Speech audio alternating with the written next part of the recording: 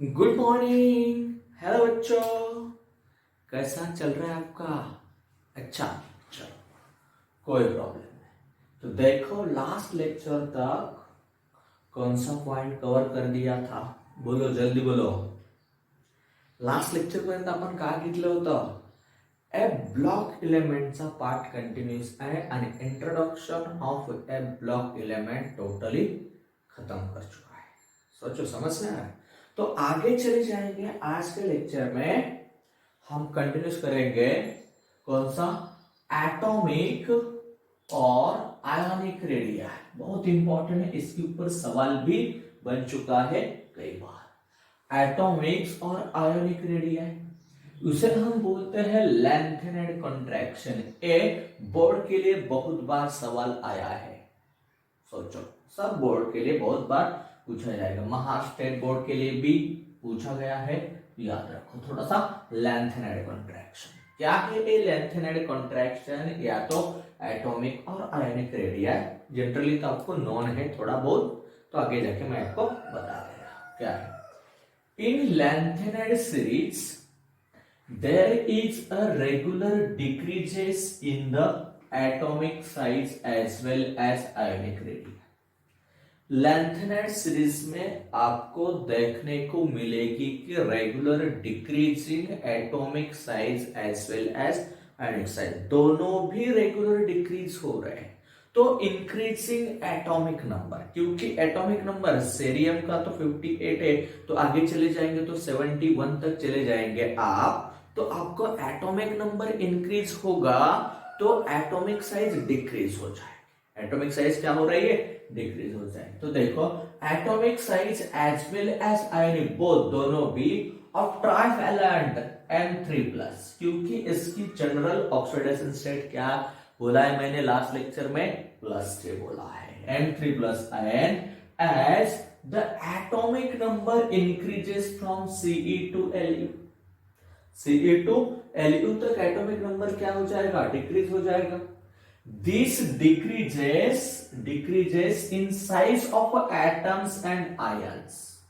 This decreases size of atoms and ions is known as lengthened contraction। हम इसे क्या बोलते हैं?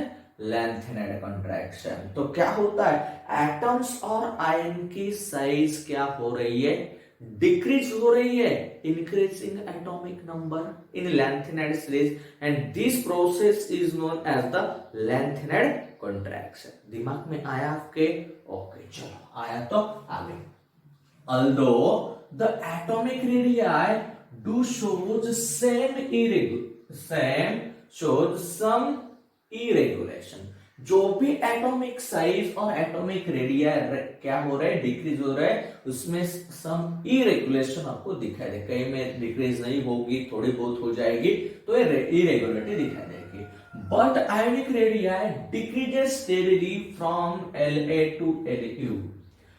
आयोनिक रेडिया N3+ आयन में जो डिक्रीजिंग है, कंटिन्यूसली डिक्रीजिंग आपको देखने को मिलेगा, मगर एटॉमिक रेडिया में इतना रेगुलर ट्रेंड नहीं देखने को मिलेगा। इतना सोचो, इतना तो समझ में आया कि नहीं आया? और आगे आपका ऊपर वाला लेंथन एंड कॉन्ट्रैक्शन आपके दिमाग में आया, सीधा आपको याद क्या रखना है? एटॉमिक और आयोनिक, एटॉमिक और ionic radii decreases with increasing atomic number as we go from Ce2 या तो La2 कहां तक?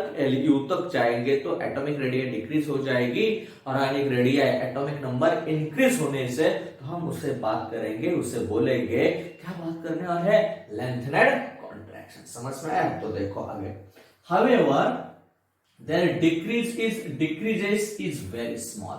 कि यहाँ पे जो डिक्रीजिंग होने वाला है, सोचो, यहाँ पे जो डिक्रीजिंग होने वाला है, ये डिक्रीजिंग इज वेरी स्मॉल रहेगा, इतना ज्यादा डिक्रीजिंग नहीं होगा। तो देखो क्या, on moving from cerium to Yb, the decreases in atomic radii occurs from 183 to 173 picometer only. That is कितनी पिकोमीटर डिक्रीज होगी? 10 पिकोमीटर ही डिक्रीज। डिक्रीजिंग बहुत कम है, मगर हो रही है, डिक्रीजिंग हो रही, मगर इतना नहीं, बहुत कम है, थोड़ा बहुत। Similarly the decreases of ionic radii occurs from 103 किसकी cerium 3 plus and 86 picometer Lu 3 plus, that is decreases only 17 picometer. कितनी है? 17 पिकोमीटर।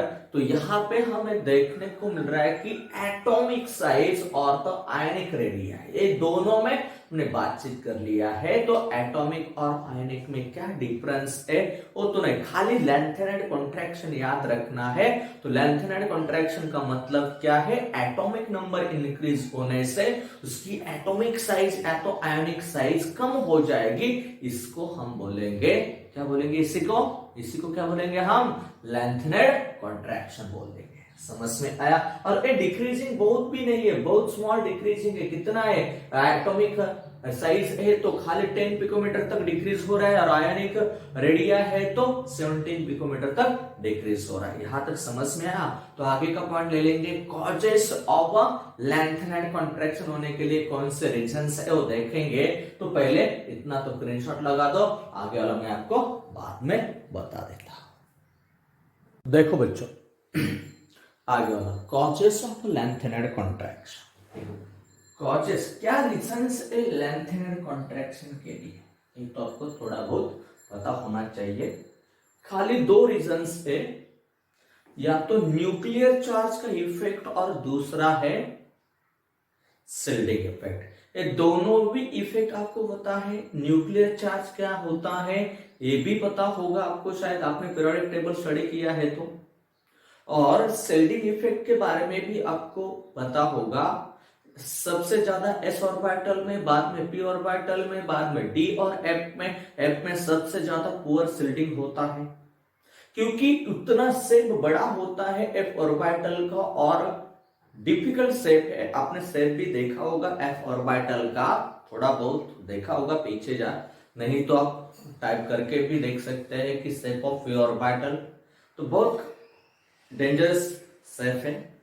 तो उसी की वजह से उसका शिल्डिंग इफेक्ट भी बहुत कम है। तो शिल्डिंग इफेक्ट है तो इलेक्ट्रॉन्स को बाहर नहीं निकल जाएगा। तो यहां पे होता क्या है, न्यूक्लियर चार्ज बढ़ जाता है और शिल्डिंग इफेक्ट इतना बढ़ता ना, इसलिए इलेक्ट्रॉन किसके ऊपर, किसके पास आ जाते हैं, किसके न्यूक्लियस के पास आ जाते हैं, तो रेडियस कम हो जाती है। तो देखो क्या एक्चुअल रीजन है इसका।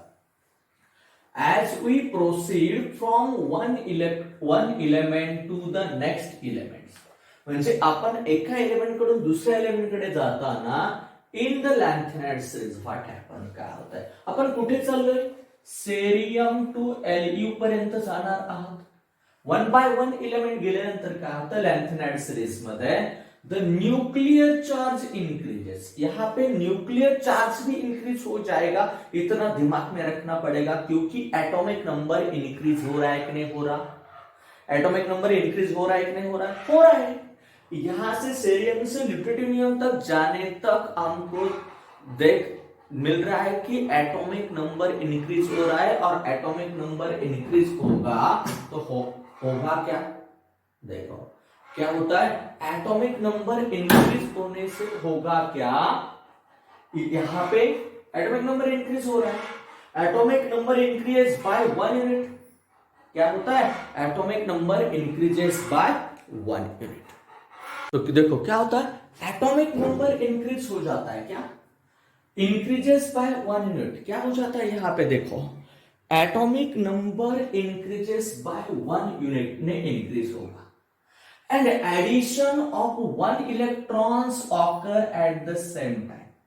इतना तो पता चल गया है कि एक इलेक्ट्रॉन, एटॉमिक नंबर इंक्रीज होने से एक इलेक्ट्रॉन भी ऐड हो रहा है, किस सेल में, f ऑर्बिटल में इंक्रीज हो रहा है। At same time in 4f energy shell, कौन से सेल में, 4f energy shell, on account of very difficult of shape of f orbital. f orbital का शेप तो बहुत डिफिकल्ट है, बहुत difficult. The 4f electrons shield each other quite poorly from the nuclear charge। Nuclear charge बरोबर खूप poorly shielding effect कमी आहे कोणाचा, एफ ऑर्बिटलचा, तो इलेक्ट्रॉन बाहेर ढकलले जाणार नाहीत. त्याच्यापेक्षा कोणता चार्ज जास्त आहे? न्यूक्लिअर चार्ज जास्त आहे. पण न्यूक्लिअर चार्ज जास्त आहे ते इलेक्ट्रॉन्स कोणाकडे उडणार आहेत? न्यूक्लियस कडे. तो ऍटॉमिक रेडियस और आयोनिक रेडियाय काय होणार आहे? कमी होणार आहे. मग इथे thus the effect on nuclear charge increases is the sum of more than change the shielding effect. shielding effect भी वाढणार आहे, परंतु त्याच्यापेक्षा जादा इफेक्ट कोणता वाढणार आहे? न्यूक्लिअर चार्ज वाढणार आहे. म्हणून इलेक्ट्रॉन कोणाकडे खेचले जातील? न्यूक्लियस कडे. And that this bring the valence shell near to the nucleus and hence the size of atom and ion goes decreases as we move to the series. म्हणजेच काय? इथे valence cell कोणाकडे attract होणार? Nucleus कडे attract होणार आहे. कोणाकडे? Valence shell attract toward the nucleus, nucleus के पास आ जाएगी.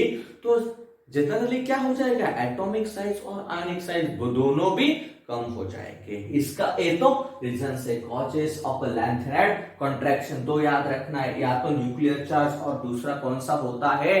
Shielding effect. शेल्डिंग इफेक्ट यहाँ पे पुअर है, कौन सा स्ट्रॉन्ग है? न्यूक्लियर चार्ज स्ट्रॉन्ग बनेगा. तो समझ में आया यहां तक. तो आगे देख, कॉन्सिक्वेंस ऑफ लैंथेनाइड कॉन्ट्रैक्शन के बारे में क्या है ऑथर? एक तो क्या हो जाएगा? ए लैंथेनाइड कॉन्ट्रैक्शन होने से क्या आपको चेंजेस मिलेगा? तो एक पहला chemical property. Similar lanthanide contraction मुळे आपल्याला काय मिळतात? Similar chemical properties. ये दिमाग में रखो, याद रखो. क्या है? Since the change the ionic radii in the lanthanides. कहां पे? lanthanides में. इस lanthanide सीरीज वेरी स्मॉल. इतना है क्या? नहीं बढ़ रहा. Very small. मैंने पीछे भी देखा कितना एटॉमिक साइज है तो खाली 10 पिकोमीटर का चेंजेस है. आयोनिक साइज है तो 17 पिकोमीटर का चेंजेस है. Their chemical properties are similar and then it is very difficult to separate those elements in the pure state. क्योंकि इतना एटॉमिक साइज चेंज नहीं हो रहा है, इसीलिए तो इसका केमिकल प्रॉपर्टी क्या कर रहे हैं? सिमिलर आ रहे हैं. तो एक हो गया कि लैंथेनाइड कॉन्ट्रैक्शन से क्या बना मिला आपको? केमिकल प्रॉपर्टीज क्या हो रहे हैं? सिमिलर मिल रहे हैं. क्या बन रहे हैं? सिमिलर मिल रहे हैं. समझ में आया? तो इतना स्क्रीनशॉट लगा दो, बाकी वाला पार्ट में आपको आगे बता देता. देखो बच्चों, आगे क्या है? Basic strength of hydroxide. आगे वाला क्या है? क्या चेंज हो जाता है? Lanthanide. Basic strength. Basic strength किसका? MOH थ्राइस ए हाइड्रोक्साइड बना रहेगा. कोणाचा हाइड्रोक्साइड बनवतोय? MOH thrice. इथे काय आहे? As the size of lanthanide ion decreases. Lanthanide आयनची साइज आपण काय करतोय? Decreases from Ce3+ to Lu3+. इतना तो पता है आपको. ओके. इसके ऊपर सवाल बना है, बहुत बार बना है. सीईटी के लिए तो बहुत बार आया है. The covalent character of MOH bond increase. कौन सा कैरेक्टर इंक्रीज हो रहा है? कोवेलेंट कैरेक्टर इंक्रीज हो रहा है. Okay. And hence the basic strength decreases. The CeOH thrice is most basic and the LuOH thrice is the least basic. म्हणजे इथे प्रश्न काय विचारणार? Correct order of basic strength किंवा दुसरा असणार आहे correct order of covalent bond in nature. Covalent बॉन्डचं नेचर. याच्यावरती दोन प्रश्न आहेत. एक बेसिक स्ट्रेंथ वरती खूप वेळा विचारलेला आहे. करेक्ट ऑर्डर आपल्याला लक्षात ठेवायचं, ऍटॉमिक साइज डिक्रीज होत जाते याचा अर्थ कोव्हॅलंट कॅरेक्टर इन्क्रीज होणार आहे. आणि जेव्हा जेवढं कोव्हॅलंट कॅरेक्टर फिट असेल तेव्हा आयन बनणार नाही. म्हणजे OH मायनस इझिली सेपरेट होईल का? नाही. OH मायनस सेपरेटच होत नसेल तर बेसिक कॅरेक्टर सुद्धा काय असणार आहे? डिक्रीज होणार. दिमाग में आया? आणि हे कशामुळे झालं? लॅंथेनाइड कॉन्ट्रॅक्शन मुळे. कशामुळे झालं? लॅंथेनाइड कॉन्ट्रॅक्शन मुळे. लक्षात ठेवा. दिमाग में आया? तो यहाँ पे करेक्ट ऑर्डर क्या? CeOH थ्राइस क्या हो रहा है? More basic as comparatively LuOH thrice a decreasing order हो जाएगी. और कोवेलेंट कैरेक्टर यहाँ पे आगे ज्यादा, यहाँ का कम, यानी CeOH थ्राइस सबसे ज्यादा आयोनिक होगा, LuOH थ्राइस लिस्ट आयोनिक होगा। अलग अलग सवाल बन जाते हैं, आपको खाली बताया जाएगा हाइड्रोक्साइड नहीं, अदर भी इसके ऊपर सवाल बनेगा, तो आपको थोड़ा दिमाग लगाना पड़ेगा। समझ में आया? देखो, similarity of second and third transition series, इसे हम बोलते हैं केमिकल ट्विन्स। केमिकल ट्विन्स के ऊपर बहुत बार सवाल आया है। इसके ऊपर केमिकल ट्विन्स क्या है? इन वर्टिकल कॉलम, ए वाला column, the transition element, there is an increased size from first member to the second member, first member to the second member as expected, but from second member to third member there is very small changes. Expected increase होना चाहिए था, म्हणजे वरून खाली जाताना increase व्हायला पाहिजे, परंतु इथे होतं का, थर्ड मेंबर पर्यंत इन्क्रीज होत नाही in size. Sometimes size are same, this is due to the lanthanide contraction. बऱ्याचदा साइज सेम येते म्हणून याला लॅन्थेनाइड कॉन्ट्रॅक्शन म्हणतात. For example group number third, group number 4, group number 5, group number 6 पर्यंत बघा. स्कॅन्डियमची किती आहे? 144 पिकोमीटर आहे. First transition, second transition Y 162 picometre आणि थर्ड वाला कोण La1, यांच्यामध्ये डिफरन्स आहे. पण इथे बघा झिर्कोनियम आणि हार्मोनियम 145 144 व्हेरी स्मॉल चेंजेस आहे. इथे Nd मध्ये 134 मोलॅबिनम 130 पिकोमीटर. म्हणजे इथे काय सांगतोय आपण, zirconium harmonium, molybdenum tungsten, Nd Ta etc. are possess almost same properties, chemical properties किंवा सगळ्या प्रॉपर्टीज सेम्स आहेत, म्हणून आपण याला काय म्हणतात, केमिकल ट्विन्स. इसके ऊपर सवाल आएगा, which of the following pair show the chemical twins? कौन से? Zirconium harmonium, molybdenum tungsten, Nd Ta etc. क्यों? ये लैंथेनाइड कॉन्ट्रैक्शन का इफेक्ट है. समझ में आया? इसका स्क्रीनशॉट लगा दो जल्दी, आगे वाला पार्ट मैं आपको बता दूंगा. देखो आगे वाला कॉन्सिक्वेंस, फिजिकल प्रॉपर्टी. क्या फिजिकल प्रॉपर्टी है? तो देखो फिजिकल प्रॉपर्टी क्या बात कर रहे हैं, all the lanthanides are metals, they are soft. सगळे लॅन्थेनाइड मी सांगितलं एफ ब्लॉक एलिमेंट मध्ये सगळे मेटल्स आहेत, सगळे metals, all lanthanides are metals, they are soft, malleable. कसे असणार आहेत? Malleable, ductiles in nature, not good conductor of heat and electricity. परंतु हीट आणि इलेक्ट्रिसिटी साठी गुड कंडक्टर नाही. लक्षात येते? Density range 6.67 gram per centimetre cube two 9.74 gram per centimetre cube. लक्षामध्ये डेन्सिटीची रेंज असेल. कोणती? Physical property. आणखी काय लॅन्थेनाइड कॉन्ट्रॅक्शनचा चेंज आहे? Reason, those are fairly low ionization energy. This is not low. IE1 and IE2 values are quite comparable with value of alkaline earth matter, particularly calcium. म्हणजे कॅल्शियमची जी ionization energy आहे तीच ionization energy जवळजवळ कोणाला comparison असणार आहे? कोणाला? लॅन्थेनाइड्सला. आता हे दोनचं काय इम्पॉर्टंट आहे, पण इथे इम्पॉर्टन्स आहे क्योंकि इसके ऊपर सवाल बन जाएगा. जिसके ऊपर सवाल बन जाएगा उसे मैं IMP करके दे रहा हूं. समझ में आ रहा है आपको कि नहीं? समजते की नाही? ओके. आता इथे कलर्ड आयन, आपल्याला माहिती आहे कोणते कलर्ड आयन जिथे ट्रान्झिशन पॉसिबल आहे, ground state to excited state possible आहे, जसं डीडी ट्रांजिशन पहले होता पण पाठीमागं एफ ब्लॉक मध्ये. यस, यहाँ पे भी देखना है एफ ट्रांजिशन जहां पे पॉसिबल है वहां पे और वो कंपाउंड ओ आयन कलर दिखाएगा, कोई बात नहीं यहाँ पे. तो देखो many of the lanthanide ions are coloured in solid state as well as solution. Solid state मध्ये पण आणि सोल्यूशन मध्ये पण. काय? The colour is due to the partially filled कोणता? F orbital which allow the FF transition. पाठीमध्ये काय बोललं होतं? DD ट्रान्झिशन डी ब्लॉक मध्ये, एफ ब्लॉक मध्ये, लॅन्थेनाइड सीरीज मध्ये FF ट्रान्झिशन आहे.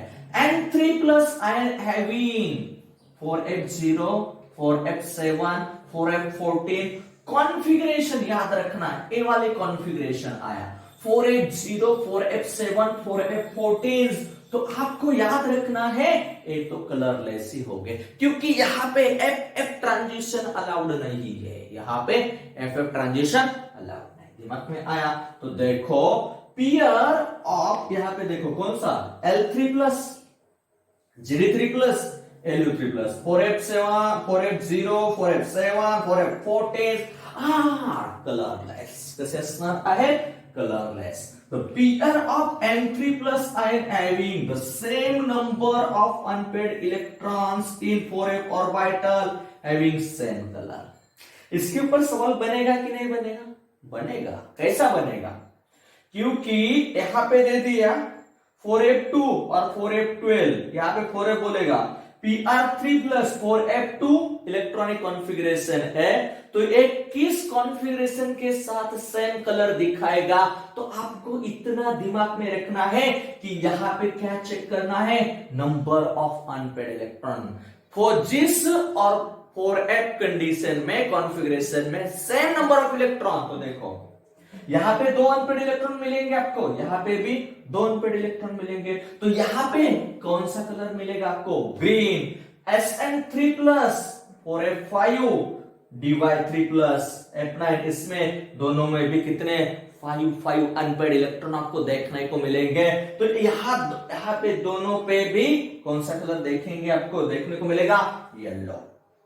Nd3 plus Er3 plus 4f3 4f11, यहां पे 3 इलेक्ट्रॉन्स, यहां पे भी 3 इलेक्ट्रॉन, तो कलर कौन सा दिखाएगा आपको, पिंक कलर दिखाएगा। कौन सा कलर दिखाएगा, पिंक कलर दिखाएगा। इतना स्क्रीनशॉट लगा दो जल्दी, लगा दिया स्क्रीनशॉट, तो आगे का पार्ट मैं आपको बता लगा दिया तो आगे एग्जांपल दे दूंगा। क्या कहानी है, क्या कहानी है, कैसी कहानी है, यहाँ पे बहुत माहौल चल रहा है।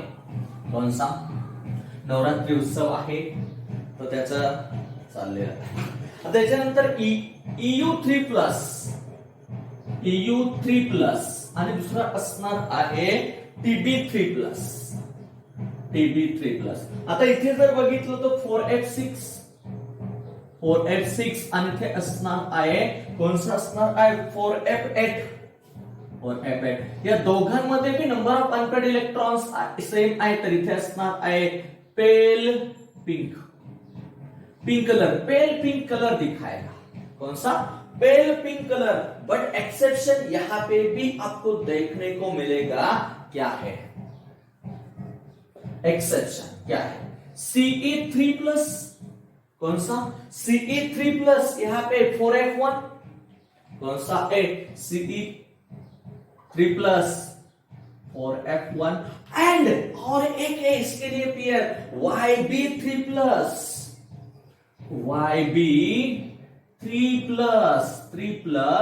यहां पे 4f13 are colourless.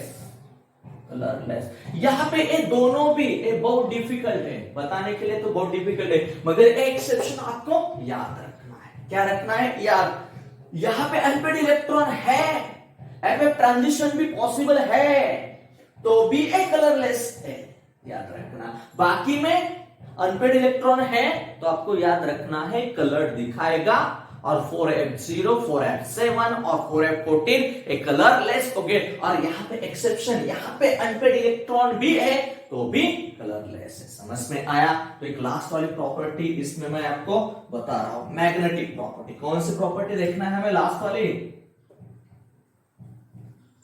Magnetic property. आता मैग्नेटिक प्रॉपर्टी दो टाइप की हो जाती है, जैसे डी ब्लॉक में हमने देखा है कि नहीं देखा, आयन हैविंग अनपेड इलेक्ट्रॉन्स, क्या है आयन हैविंग, क्या है अनपेयर्ड इलेक्ट्रॉन्स,